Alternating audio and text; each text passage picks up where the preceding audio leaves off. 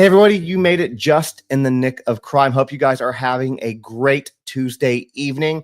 And we concluded technically day 6 of the Diddy trial, but it's really day 2 of the official trial. Cassie took the stand, and there were some major bombshells. On top of that, there is a massive update in regard to the Menendez brothers, which I'll share at the beginning of all of this.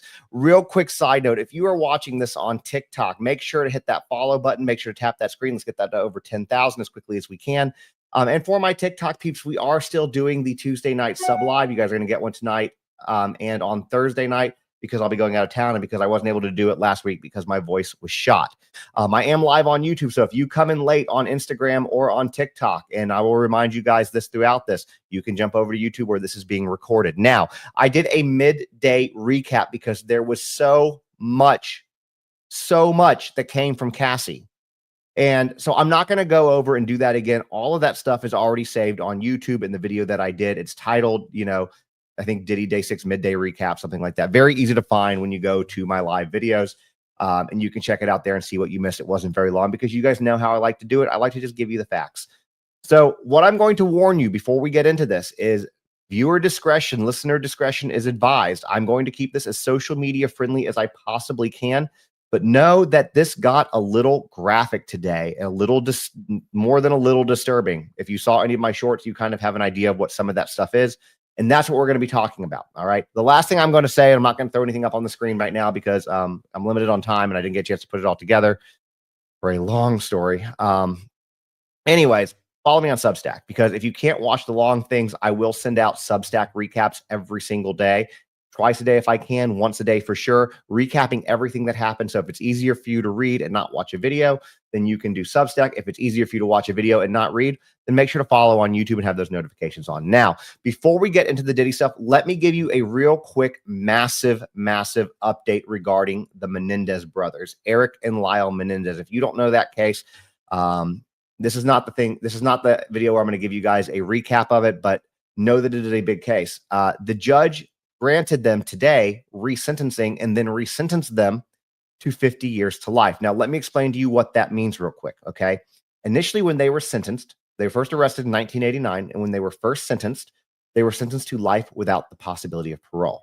Now that they have been resentenced to 50 years to life, they are immediately eligible for parole because they have served the percentage of time that they would need to in order to be eligible. Now, does that mean they're going to be released right away? No. The next hearing is going to be on June 13th. We will be following that. We actually are working, and you've heard me talk about this before, instead of having the Menendez family like spokesperson on our podcast, along with their attorney, Mark Garagos, on Real Victims. So this is something that I'm following very closely. So to stay updated, of course, make sure to follow along with that. But drop in the comments if you think they should be released or not. I'm going to tell you right now, I am a proponent for them to be released. I have been advocating them to be released. What they did was horrible. I do not condone murder in any way, shape, or form. But when you look at the information that has come out and you look at the fact that there is tangible evidence that shows that they were SA'd, the bulk of their life, physically abused, abused, emotionally abused, etc. It was their escape. Could they have made better decisions? Yes. Should they have not done what they did? Absolutely not. But doesn't mean that they should have the rest of their lives behind bars. In my opinion, no. Jose Menendez was not a good guy, no matter how you look at it. Even in the original trial, they could only find one person who would say anything positive about him, and that was a secretary who he was having an affair with. And that was it. All of that being said, I support the release. I support giving them a chance. In addition to all of that, I know a lot of people say that they think it was about the money. It was not. That's actually a trauma response. I did a whole write-up about it. And it was the first time that they were free, able to spend money. And it didn't come from the inheritance. That came from already accessible accounts and insurance policies. So moving on from the Menendez brothers. And yes, as Juliana just pointed out, the family wants them free. Out of every state living, there's 20 living family members, and all 20 of them are advocating for them. In fact, today at the trial, there was, or hearing, 3 or 4 family members got on the, got up and testified on their behalf, as well as a retired judge. They were ruled to not really be a risk at reoffending. And that was that. Now, let's talk about the Diddy case, y'all. And again, if you are coming in late on TikTok or Instagram, this is recorded on YouTube. You can come in and watch it if you miss any of it or you have to leave or whatever the case is. So Again, I'm not talking about what happened prior to lunch. You can go back and watch that video. That's a whole separate one that I did. It was about 30 minutes. But Cassie Ventura's testimony resumed today after they got back from lunch, and she delivered several hours of graphic, emotional, and deeply disturbing revelations. All right. Her statements provided a detailed account of the abuse that she endured, painting a picture of a relationship defined by coercion, violence, and total domination. This is going to be your full breakdown for YouTube. And you guys can listen to it while we do it. We're leaving nothing out. We're just going to get to it. All right. So let's talk about the freak offs. Let's start there. Cassie explained, and I got a lot of notes here. It's going to be a lot of reading. Sorry, guys. I just want to make sure I get through it and get it to you guys accurately, because what we're doing with this is we're doing a lot of quotes, a lot of things that were said verbatim, and I want to make sure that we get those right as we do this. Okay. So Cassie explained that the so-called freak offs became a consuming part of her life to the point that they felt like a full-time job. What started as sporadic events quickly escalated to weekly occurrences, often lasting between 36 and 48 hours, with the longest stretching 4 exhausting days, as she described. The aftermath would leave her physically depleted, requiring days of recovery from dehydration, fatigue, and substance-induced crashes. She admitted that these events took over her schedule, leaving no space for her music career. There were hundreds of songs she recorded, never saw release because of these freak-offs and their aftermath, which occupied most of her week. The freak-offs became a job where there was no space to do anything else but to recover, just try to feel normal again, all to do it again the following week. Then she talked about Diddy's obsession with control, appearance, behavior, possessions.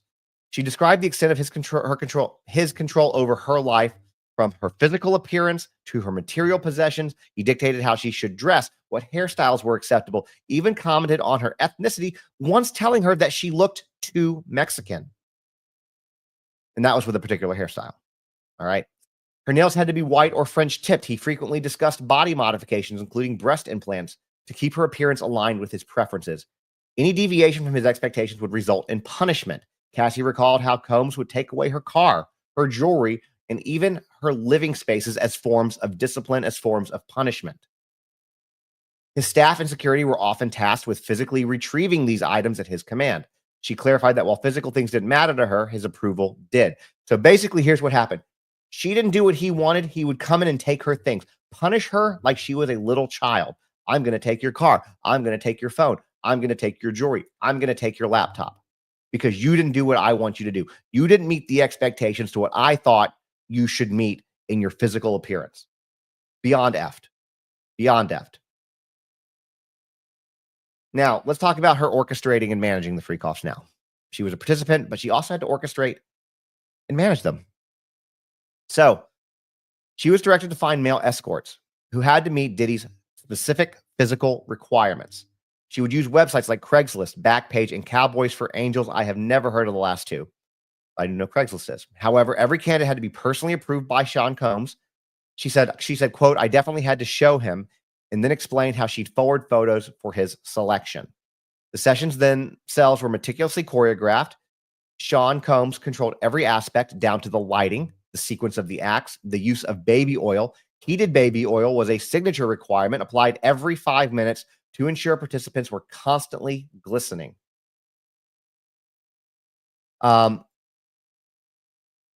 Cassie recounted one instance where a blow-up pool was filled with oil in a hotel room. She was ordered to get inside, fully dressed.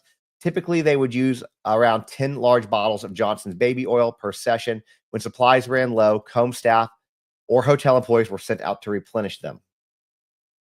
Now, I'm going to do me for TikTok. I apologize, because you know how the TikTok gods are. I just got a violation, so I'm going to I'm going to take a quick second. I'm going to log out of this live and come immediately back in to reset that violation, because TikTok sucks. Instagram, YouTube don't do this, but whatever. And we'll be right back in 2 seconds, and we'll continue this. Okay. Sorry, guys. We have to do what the TikTok gods love, unfortunately, because they suck. And that's just the bottom line. And we just immediately log out and go right back in. So anyway, so let's talk about this for a minute while we wait for them to come back. All right. He made Cassie participate, put off everything else that she had to do to plan these meticulously down to the last minute, down to the baby oil, down to the men that would be involved. And it's not because, as she put it, he was gay, although we've heard stories that he did have, a thing for guys as well. He didn't really discriminate on anybody. that was he wanted to make sure that the people who were participating in the freak offs, these male escorts, met his expectations. All right, guys, sorry about that on TikTok. We are back. Please tap that screen. Let's get it to 10,000. My apologies. It is the TikTok gods. It is not me. It is them. We don't have this issue on YouTube or Insta, so you're welcome to follow either one of those. Now let's jump into the humiliation, violence, and public degradation. Degradation. There we go. I can talk today. So Cassie's testimony turned even more harrowing as she detailed the physical and emotional abuse that she suffered. One of the most humiliating experiences involved being urinated on by Combs and male escorts during freak-offs. These acts were never discussed beforehand. It was a turn-on for him, so it happened, is what she said.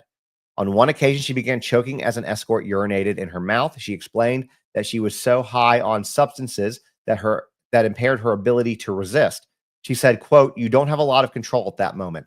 Despite the clear discomfort, these acts still occurred often enough throughout their relationship. In addition to the humiliation, Cassie spoke of Combs's violent temper. She described him as a scary person who would quickly become violent. She said, "Make the wrong face. Next thing I knew, I was getting hit in the face. When angry, he would mash her head, knock her over, kick, stomp, and physically drag her. The emotional toll was profound. She felt disgusting. I was humiliated. I didn't have the words to put together at the time how horrible I really felt." And while she said that, she was through tears. The next thing she talked about was an incident with Suge Knight. Now, real quick, if you guys don't know who Suge Knight is, let me give you a little bit of a backstory, okay? When the East Coast, West Coast hip-hop war of the 90s went down, you had Suge Knight and Death Row Records, and you had Puff Daddy, Sean Combs, and Bad Boy Records. Suge Knight and Sean Combs did not like each other. Suge Knight represented Tupac, while Diddy represented Biggie Smalls, which were the two central icons at the center of that war. Obviously, Tupac died first. 6 months later, Biggie died. The two never got along. That relationship was so toxic between the two. They just loathed each other. Long-standing history there. So that being said, knowing a little bit of history from that, she recalled what she described as a particularly intense moment. Basically saying how Combs and his bodyguard once left a freak. This tells you how big it was to him. Left a freak off to confront Suge Knight after receiving word that he was nearby. Combs' bodyguards dressed in black. They grabbed firearms from a safe and sped off in an SUV. Cassie was terrified. She pleaded with him not to do anything stupid. And she goes, "It's like I wasn't even there." She said, and she was crying. She recounted how she cried and screamed as they left. Though Combs returned later, she did not disclose whether he had shared what had transpired. Cassie also revealed that Combs maintained safes in his homes in New York, Los Angeles, Miami, and New Jersey containing cash, jewelry, tapes, SD cards, and firearms. She recounted being handed a firearm to put in her purse while under the influence of mushrooms at an LA club. The experience left her fearing that the firearm might discharge accidentally. And let me pause there, because if we go back to the 90s with the whole Club New York shooting, the one that J-Lo was at, remember, he gave J-Lo a firearm that she put in her purse, and that was the one that was involved in the shooting. And Shine was the one who took the entire brunt of that, while Diddy and J-Lo walked completely free. It's a pattern, y'all. It is a pattern. Now, despite the horrors, by the way, on TikTok, thank you guys for tapping that screen. I appreciate y'all. Thank you guys, everybody who's following and the gifts. I see that. It's a pattern, though, and that's where the issue comes. Now, here's why she stayed. The emotional grip, if you will. Because despite all of these horrific things that she had to endure, she admitted staying because she loved Sean Combs and craved his approval. And when you talk about things like that, that is pretty typical of somebody in an abusive relationship, that they isolate you to a point that you will do anything to crave their approval. It's like, it's a battered woman's, syndrome kind of thing.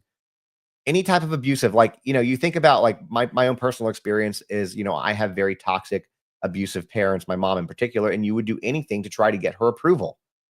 At least I used to, until you realize that it's toxic and you're never really going to do it. Now, when asked what, if anything, she enjoyed about the freak off, she broke down. She said the only thing she liked was the time that she got to spend with him. She said that even these degrading events were some of the only one-on-one time she had with him. And her emotional connection, coupled with fear of violence and abandonment, kept her trapped in the cycle. She said, quote, "I didn't want to upset him or make him angry with me for even sharing it." She then revealed that even when she attempted to express her discomfort with the freak offs, she would tread lightly. Sometimes she resorted to emailing him, hoping to avoid an angry outburst or worse, because again, he would get abusive. Now, legal experts have noted, real quick, I'm going to put this in here real quick, that her testimony underscores the prosecution's argument of coercion. It's been explained that the government's focus is on the power dynamic, not whether Cassie explicitly said no, but whether she felt she could say no. Prosecutors allege that Combs' use of his business empire and staff to control Cassie and facilitate these events amounts to racketeering. Every time Cassie testified about staff assisting in these acts, whether retrieving her belongings or managing freak-off logistics, it reinforces the image of a criminal enterprise that was designed with the purpose of exploiting her. Now, let's talk about Diddy's inner circle. Okay? So Cassie dropped names, y'all. She was not shy. And can I just take a moment, and I said this earlier, real quick about Cassie.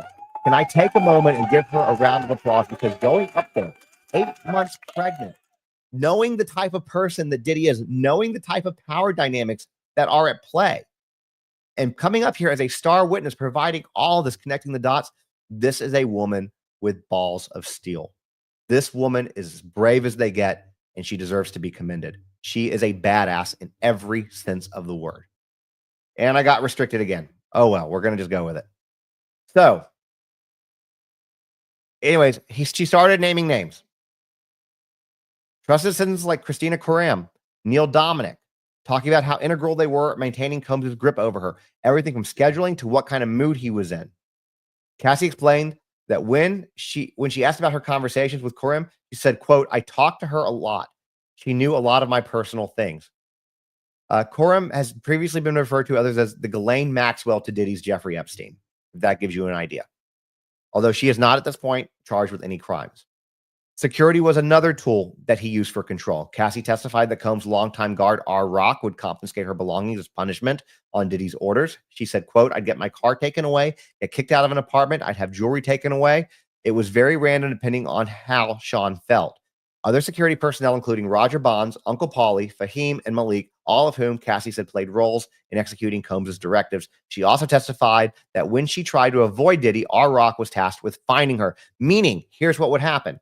When she didn't answer the phone, when she didn't return his text, he would send people after her to go find her and physically bring her back.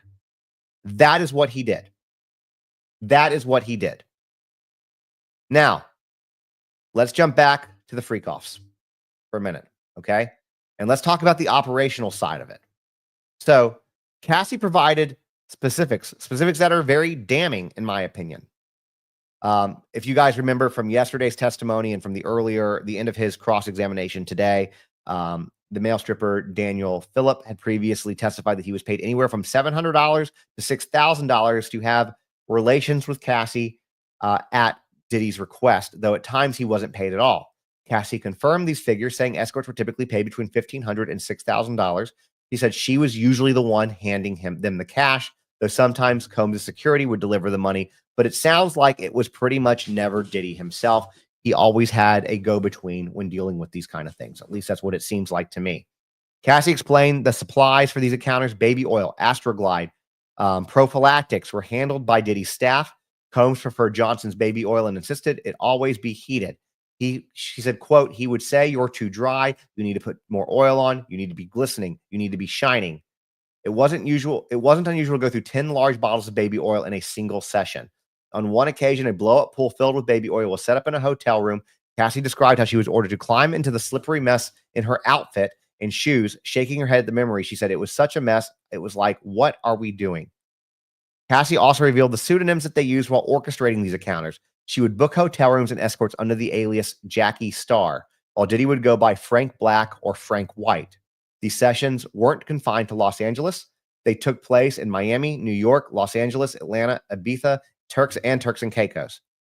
Then there is the substance-fueled disassociation and loss of autonomy. The emotional and physical toll of these sessions was immense. Cassie admitted to using substances at every freak-off. The substances included the green stuff, ketamine, GHB, mushrooms, and X. And she said, quote, "For me, it was disassociative and numbing. I couldn't imagine myself doing any of that without having some sort of buffer or way to not feel it for what it really was, which was emotionless S with a stranger I didn't want to be having S with. Diddy would provide the substances, and sometimes his staff would deliver them. She said, quote, someone would drop off substances to her wherever I was.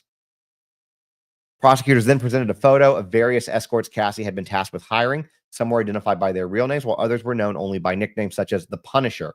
These men would travel to the freak-offs in multiple states with logistics sometimes handled by Cassie, Combs' travel agent, or the escorts themselves. Cassie then testified that Combs was adamant about vetting the escorts, particularly wanting assurance that they weren't undercover law enforcement. She said, quote, Sean would want me to clarify if the person was a cop. When she expressed concerns about the legality of these arrangements, she started to get into that. Then the judge, Submarinian, instructed the jury to disregard her comments on legality. Basically, they didn't want them to know that. That's important for you guys to know as well. Then Cassie's testimony took an even darker turn as she recounted specific acts of degradation. She said that she was once forced to participate in a freak-off while she was menstruating, resulting in blood stains on furniture. Additionally, she testified that Combs found urination to be a turn-on, and on multiple occasions, she said he ordered escorts to urinate on her, and Combs himself did the same thing too during a lot of these sessions. Cassie described one indictment where an escort urinated, which we talked about. We're not that in the mouth, you know that. She said, I was squeamish immediately, but in the moment, she goes, that's about it. You don't have a lot of control at that moment. When asked why she didn't object, she said, I thought it was obvious. I didn't want to do it. Then throughout her testimony, Cassie emphasized the suffocating control Combs exerted over her appearance and her career. She dictated how she should look down to her nail polish. We talked about that again. Sorry. Some of these notes are kind of double. All right. Looks like the new stuff that we have. Okay. She talked about how he would dictate every aspect of the freak-offs, including oil and touching, progressing to oral relations, and then, more. He would insist on a specific sequence. Any deviation would anger him. She said, quote, he was controlling the whole situation. He was directing it, emphasizing that these encounters were meticulously planned to fulfill his fantasies. Cassie said that she described feeling like an object, heavily objectified by men during these sessions. She testified that she tried to speed up the S acts with male escorts to get to the part she liked, which was alone time with Combs. However, Combs dictated every aspect of the encounters and would get mad if they ended too soon. It was his fantasy. We talked about that. Combs began recording these sessions early in their relationship without her consent. Cassie testified that she later deleted footage because she found it disgusting and never wanted anyone to see her like that. She also expressed concerns about Combs' staff having access to these videos, fearing potential blackmail. She then recounted multiple instances of physical abuse, including the 2016 incident at the Intercontinental Hotel in Los Angeles. That is the video that most of us have seen, which is surveillance footage that showed Combs assaulting her. And this, by the way, this particular event is a central part of the prosecution's case. Now, she testified that such violent episodes were frequent, stating too many to count. I don't know. Think about that. He was so abusive that there were too many of those types of events to account. That was what she said when she was asked how many times, how often he had beat her. Now, the defense argued that the victims were capable, strong adult women who made choices to be in relationships with Combs. They contended that these women must take on the same level of responsibility as Combs, asserting that when any person makes an adult choice, that is their freedom. I think, let me take sure. Oh, there is more actually. Hold on, let me go down to this. We talked about the devices. I got a lot of notes here. I'm sorry, guys. Bear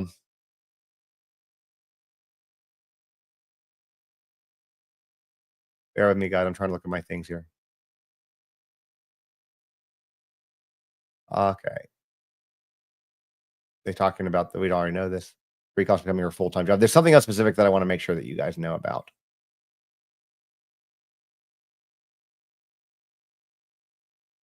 All right. Well, here's one thing that I'll tell you guys about as far as it went. There was a time when he was asked, and I can talk about this, and I think then I have to go through my notes again later, but this is pretty much it. Trigger warning on this. So there was a situation where they were talking to her, the prosecution was, and they asked her specifically about a situation where when these male escorts would finish, I'm going to say this as social media friendly as I can. when they would finish, Diddy would want them to finish on her. And then afterwards, they would go into another room and Diddy would want her to put their fluids on his nipples. And she said she didn't want to do that, but he made her do that. It was a lot, guys. Today was a lot. This was the second half of it. It was a lot. We are on, somebody just said it's only day 2 of the trial. Yeah, it's only day 2 of the actual trial. Cassie's going to be back on the stand tomorrow. I don't even know what fresh hell we're going to hear. It's a lot. Now, all of that said, guys, this is the recap for tonight. If you were on TikTok, you are on Instagram, you're coming in late on YouTube, this is recorded. You can go watch the one from the midday recap, which I didn't go over any of that in this one, or you can watch this one from the very beginning and make sure that you get everything. I will also put out a Substack article in a little bit. Tuesday night is typically Tuesday night, and Thursday nights are typically sublives, but I'm doing a Tuesday night one this week because I was not able to do one last week.